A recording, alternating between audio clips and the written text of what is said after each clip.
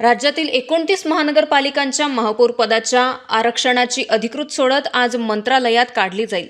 यावर संपूर्ण राज्याचे लक्ष लागले आहे. याच दरम्यान वंचित बहुजन आघाडीचे अध्यक्ष ॲडव्होकेट प्रकाश आंबेडकर यांनी शेतकरी आणि विद्यमान राजकीय व्यवस्थेवर तीव्र टीका केली.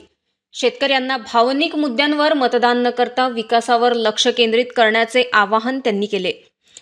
महापौर आरक्षण सोडतीसह वंचित बहुजन आघाडी आगामी महापालिका निवडणुकीत आपली भूमिका अधिक मजबूत आणि प्रभावी करण्याच्या तयारीत आहेत.